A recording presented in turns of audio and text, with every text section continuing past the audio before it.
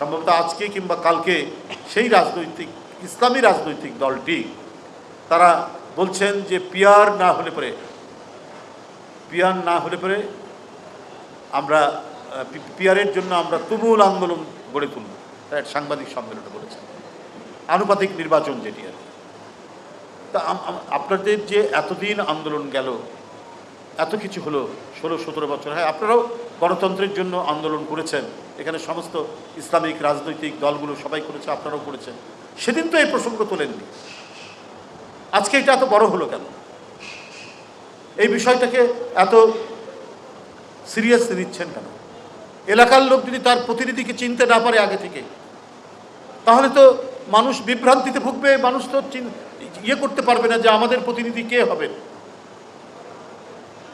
আজকে জুনায়েদ আল হাবিবি উনি যদি একটা এলাকা থেকে দাঁড়ান, উনি যদি আগে সেই এলাকায় পরিচিতি না থাকে, তাহলে মানুষ চিন্তা কি করবে যে উনি কে, ওনার পরিচয় কি, উনি কি কোনো ব্যাংকের অফিসার ছিলেন, নাকি উনি ইসলামী স্কলার, না অন্য কি। কিন্তু একটা এলাকায় যেখানে তিনি কাজ করেছেন প্রত্যেকটা মানুষ তাকে চিনবে।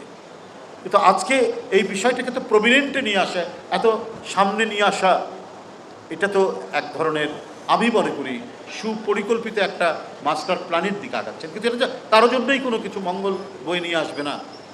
আমরা সম্প্রতি ইউনিভার্সিটিগুলোর যে নির্বাচন, সে নির্বাচনেও আমরা দেখেছি আপনারা ভিতরে দৃশ্যমান, এটা আমার কোনো কথার কথা নয়, কিন্তু একটা নির্বাচন হলে পরে, একটা কোনো কিছু ঘটনা হলে পরে সেখানে তো একটা অ্যানালাইসিস হয়। অ্যানালাইসিসে আমরা দেখতে পাচ্ছি যে সেখানে যারা পরাজিত শক্তি তাদের লোকজনরা ভোট দিচ্ছেন একটি ছাত্র সংগঠনকে যারা নির্বাচিত হয়েছেন। এটা কেন হচ্ছে? এটার আলামত তো ভালো না। ও যদি ওই পরাজিত শক্তি যদি কোনোভাবে প্রত্যাবর্তন করে, এটা সবার জন্য দুঃখজনক হবে। আজকে যারা এই মুহূর্তে রাজনৈতিক গেইন লাভ করার জন্য, রাজনীতিতে নিজের একটা প্লাস পয়েন্ট তৈরি করার জন্য যারা তাদের সাথে গোপনে আতাত করে কিছু করতে চাচ্ছেন, এটা কারো জন্যই মঙ্গলদায়ক হবে না। কারণ ওই পরাজিত শক্তির পেছনে আরেকটি বৃহত্তর শক্তি আছে যারা ইসলামকে টলারেট করে না, যারা বাংলাদেশ একটি স্বাধীন অস্তিত্বে থাকুক, কারণ বাংলাদেশ একটি মুসলিম ডমিনেটিং কান্ট্রি, এটা যার সংবিধানের মধ্যে আপনার বিসমিল্লাহির রহমানির রহিম আছে, রাষ্ট্রধর্ম ইসলাম আছে, এটা তারা কোনোদিনই পছন্দ করবে না। তাদের প্রতিনিধি হয়ে তারা এদেশ কাজ করে, এখানে কোনো কিছুই ইসলামের বৈশিষ্ট্য তারা রক্ষা করতে চান না। যদি তাদের প্রতি প্রত্যাবর্তন হয়, এটা কারো জন্যই মঙ্গলজনক হবে না, বরং এটা এক ধরনের ভয়াবহ তৈরি হবে, পরিস্থিতি তৈরি।